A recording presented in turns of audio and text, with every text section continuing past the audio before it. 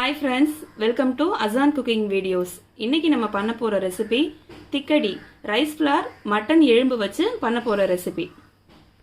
திக்கடி பண்றதுக்கு ஃபர்ஸ்ட் நம்ம 1/4 கிலோ கறியை குக்கர்ல போட்டு அதோட கொஞ்சம் மஞ்சள்தூள், கொஞ்சம் உப்பு,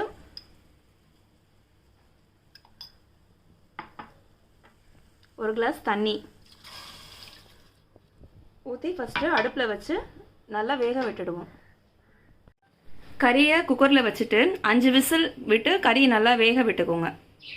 குழம்புக்கு தேவையான மசாலா 25 கிராம் பூண்டு, 25 கிராம் இஞ்சி, 1 ஸ்பூன் மிளகு, 1 ஸ்பூன் சீரகம், 1 ஸ்பூன் சோம்பு, ஒரு சின்ன துண்டு பட்டை, 4 ஏலக்காய், 2 கிராம்பு. இது எல்லாத்தையும் தனியாக நல்லா நைஸாக அரைச்சி எடுத்துக்கணும். அதுக்கப்புறம் 1 கப் தேங்காய், அதுவும் நல்லா நைஸாக அரைச்சி எடுத்துக்கணும்.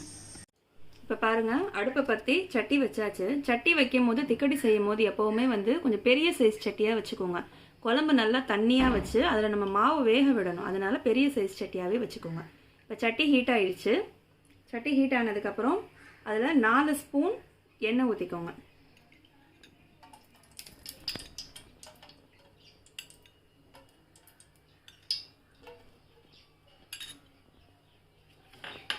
எண்ணெய் சூடானதுக்கப்புறம்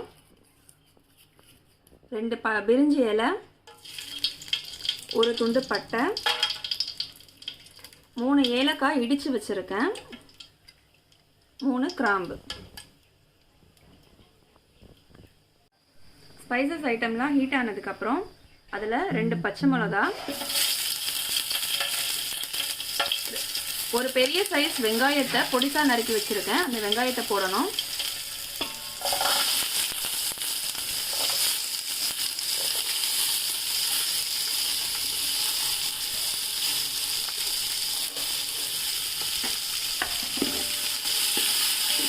வெங்காயத்தை நல்லா வதக்கிடுங்க.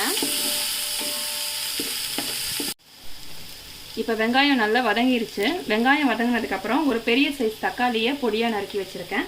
அந்த தக்காளியை பேக் பண்ணிக்கலாம்.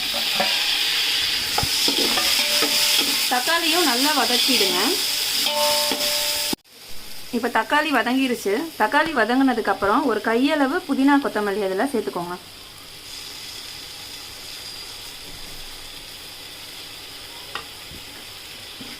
அதையும் லைட்டாக வதக்கி விட்டுடுங்க. இப்போ புதினாவும் வதங்கிருச்சு. அதுக்கப்புறம் தேவையான அளவுக்கு மஞ்சள் தூள் போட்டுக்கோங்க. நம்ம ஏற்கனவே கறியிலையும் மஞ்சள் தூள் ஆட் பண்ணியிருக்கோம். அதனால் தேவையான அளவுக்கு ஆட் பண்ணிக்கோங்க. 2 ஸ்பூன் நிறைய தனி மிளகாத்தூள் ஆட் பண்ணிக்கோங்க.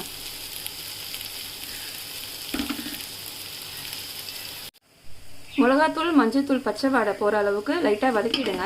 வதக்கினதுக்கப்புறம் நம்ம அரைச்சி வச்சுருக்கிற மசாலா ஐட்டம், இஞ்சி பூண்டு பேஸ்ட் எல்லாம் அரைச்சோம் இல்லையா, அந்த மசாலா ஐட்டத்தை இதில் ஆட் பண்ணிக்கோங்க. இது பச்சை வாடை போட அளவுக்கு நல்லா வதக்கிடுங்க.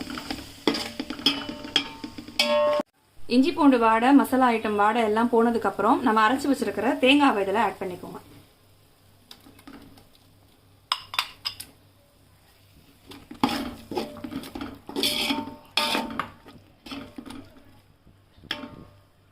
தேங்காய் பேஸ்ட் போட்டதுக்கப்புறம் கொஞ்சம் நல்லா வதக்கிட்டோம். வதக்கினதுக்கப்புறம் நம்ம வேக வச்சுருக்கிற கறி, அந்த கறி தண்ணியோடவே இதில் ஆட் பண்ணிக்கிறோம். கறிக்கு ஆல்ரெடி உப்பு போட்டிருக்கோம். நம்ம மாவுக்கும் தேவையான அளவு உப்பு போட போகிறோம். அதனால் குழம்புக்கு தேவையான அளவு மட்டும் உப்பு இதில் ஆட் பண்ணிக்கோங்க.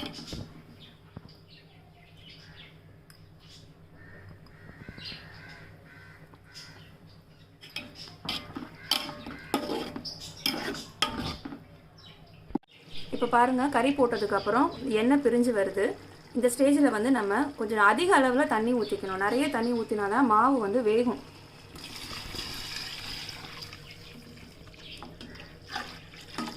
நான் 2 லிட்டர் கிட்ட தண்ணி ஊற்றிருக்கேன்.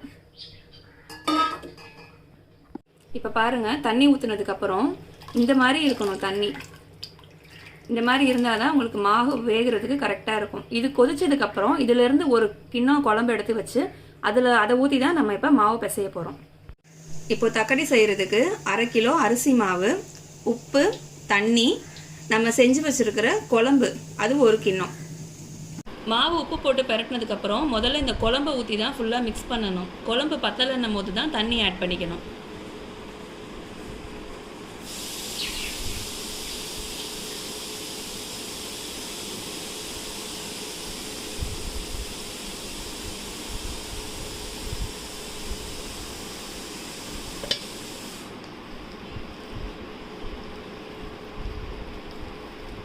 மாவு பிசைஞ்சாச்சு.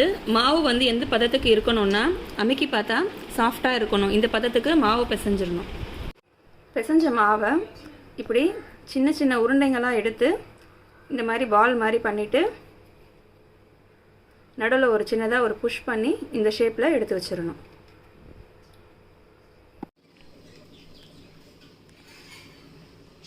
இப்போ பாருங்கள், குழம்பு நல்லா கொதி வந்துருச்சு. கொதி வரவும் அடுப்பை வந்து கொஞ்சம் சிம்மில் வச்சுக்கோங்க. ஃப்ளேம் கம்மி பண்ணிவிட்டு நம்ம இந்த மாதிரி பண்ணி வச்சுருக்கிற மாவெல்லாம் ஒன்று ஒன்றா போட்டுவிடுங்க. அப்போ தான் நல்லா உடையாமல் இருக்கும்.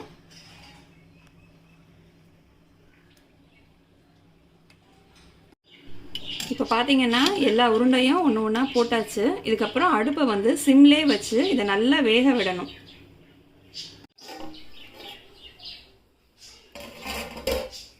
இப்போ பாருங்கள், 1 மணி நேரமாக அடுப்பை சிம்லே வச்சு இது நல்லா வெந்து குழம்பும் வந்து நல்லா திக்காயிடுச்சு. இந்த உருண்டை எல்லாமே நல்லா வெந்துருச்சு. இப்போ ரெடியான திக்கடியை நம்ம ஒரு பவுலில் மாற்றிக்கலாம்.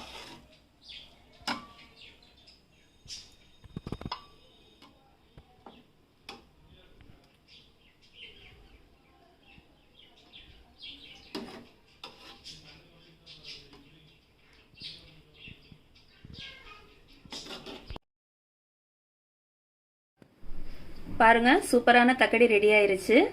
இது வந்து எலும்பு, தலைக்கறி, ஆட்டுக்கால் எதுல வேணாலும் இந்த தக்கடியை செய்யலாம். இந்த வீடியோ உங்களுக்கு பிடிச்சிருந்தா லைக் பண்ணுங்க, ஷேர் பண்ணுங்க, சப்ஸ்கிரைப் பண்ணுங்க, மறக்காம பெல் பட்டனை கிளிக் பண்ணுங்க. Thank you for watching.